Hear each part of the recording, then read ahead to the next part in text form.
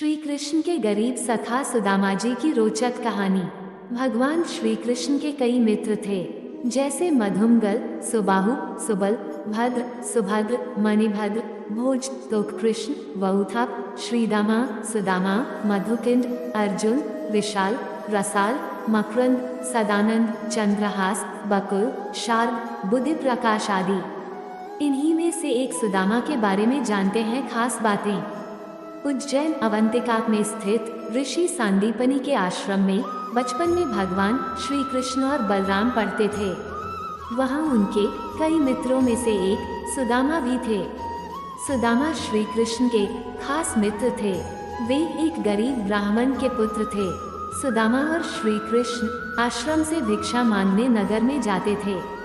आश्रम में आकर भिक्षा गुरु माँ के चरणों में रखने के बाद ही भोजन करते थे।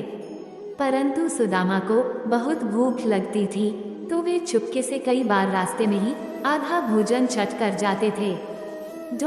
एक बार गुरु माँ ने सुदामा को चने देकर कहा कि इसमें से आधे चने श्री कृष्ण को भी दे देना और तुम दोनों जाकर जंगल से लकड़ी बिन लाओ। फिर दोनों जंगल में लकड़ी बिनने चले गए। वहाँ बारिश होने लगी और तभी दोनों एक शेर को देखकर वृक्ष पर चढ़ जाते हैं। ऊपर सुदामा और नीचे श्री कृष्ण।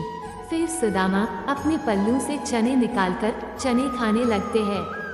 चने खाने की आवाज सुनकर श्री कृष्ण कहते हैं, अरे ये कट कट की आवाज कैसी आ रही है? कुछ खा रही हो क्या? सुदामा कहता है, नहीं, ये तो सर्दी के मारे मेरे दांत कटकटा रहे हैं। ये सुनकर श्री कृष्ण कहते हैं, अच्छा, बहुत सर्दी लग रही है क्या? सुदामा कहता है, हाँ। ये सुनकर श्री कृष्ण कहते हैं कि मुझे भी बहुत सर्दी लग रही है। सुना है कि कुछ खाने से शरीर में गर्मी आ जाती है, तो लाओ वो चने जो गुरु माता ने हमें दिए थे।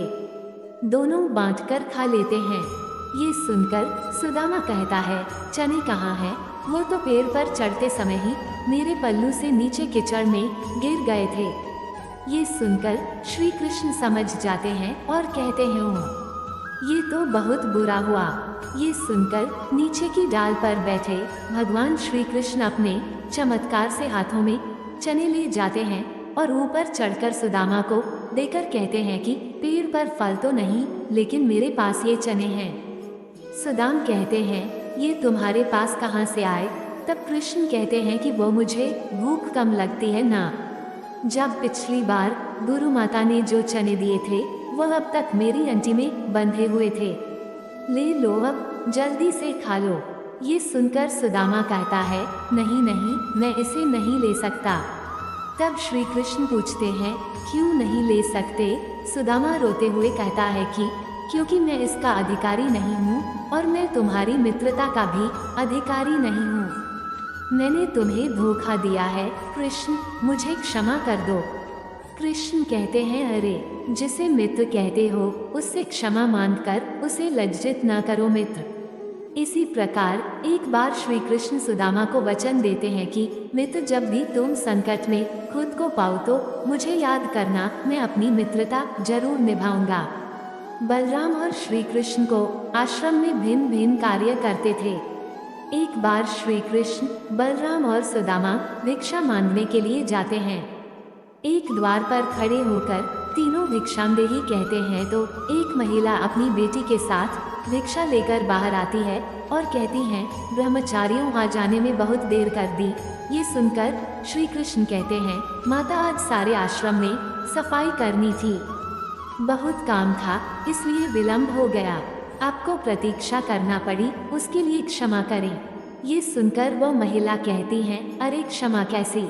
मैं तो इसलिए प्रतीक्षा कर रही थी कि रोज तुम रूखी सूखी रोटी लेकर जाते हो। आज घर में मालपुआ बने थे तो मैंने सोचा तुम जल्दी आ जाओगे तो गरम गरम खाओगे। देखो, मैंने कपड़े से ढककर मालपुआ गरम गरम रखे हैं तुम्हारे लिए। ये देखकर सुदामा का मन ललचा जाता है।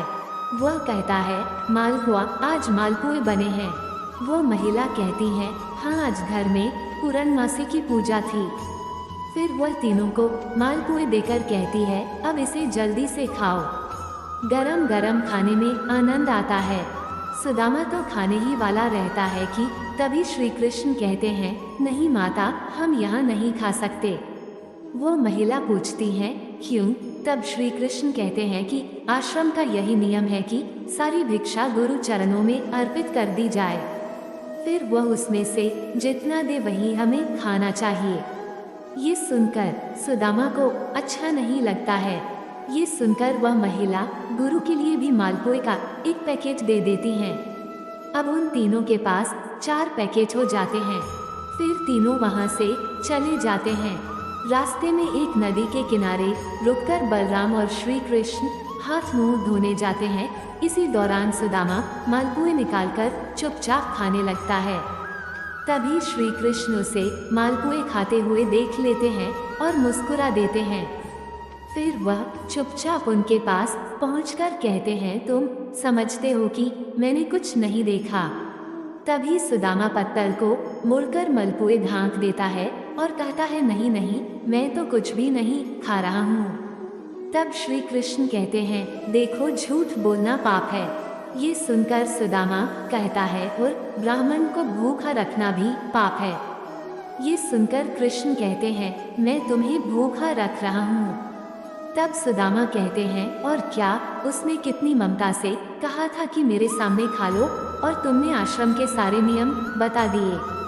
तब श्री कृष्ण कहते हैं, नियम तो है, गुरुदेव को पता चलेगा तो वे क्या कहेंगे? ये सुनकर सुदामा कहता है, गुरुदेव को कैसे पता चलेगा? रोज हम 3 रोटी लेकर जाते हैं, तो आज भी 3 रोटी लेकर जाएंगे। हाँ, यदि तुमने गुरुदेव को न बता दिया तो। ये सुनकर कृष्ण कहते हैं कि देखो, मैं तुम्हारा मित्र हूँ और मित्रता का धर्म कहता है कि मित्र की कमजोरी पर पर्दा डालना चाहिए। ये सुनकर सुदामा कहता है, तो तुम नहीं कहोगे? श्री कृष्ण कहते हैं, कदापि नहीं। ये सुनकर सुदामा कहता है, तो फिर सारे मालपुए खा लूं? श्री कृष्ण कहते हैं, हाँ, खा लो।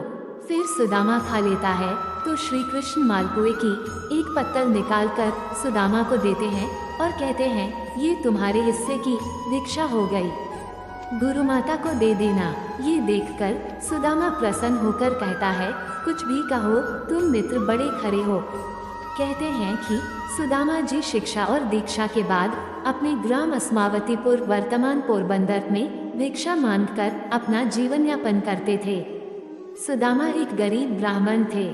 विवाह के बाद वे अपनी पत्नी सुशीला और बच्चों को बताते रहते थे कि मेरे मित्र द्वारिका के राजा श्री कृष्ण हैं, जो बहुत ही उदार और परोपकारी हैं।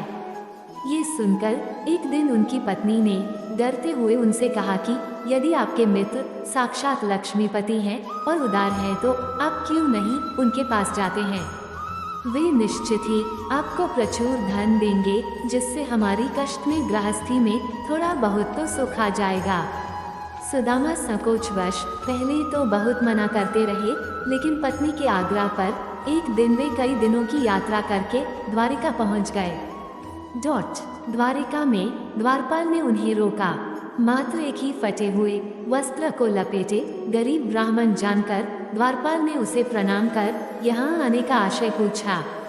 जब सुदामा ने द्वारपाल को बताया कि मैं श्री कृष्ण को मित्र हूँ, तो द्वारपाल को आश्चर्य हुआ। फिर भी उसने नियमानुसार सुमादा जी को वहीं ठहरने को कहा और खुद महल में गया और श्री कृष्ण से कहा कि प्रभु, कोई फटेहाल दीन और दुर्बल ब्राह्मण आपसे मिलना चाहता है, जो आपको अपना मित्र बताकर अपना नाम सुदामा बतलाता है।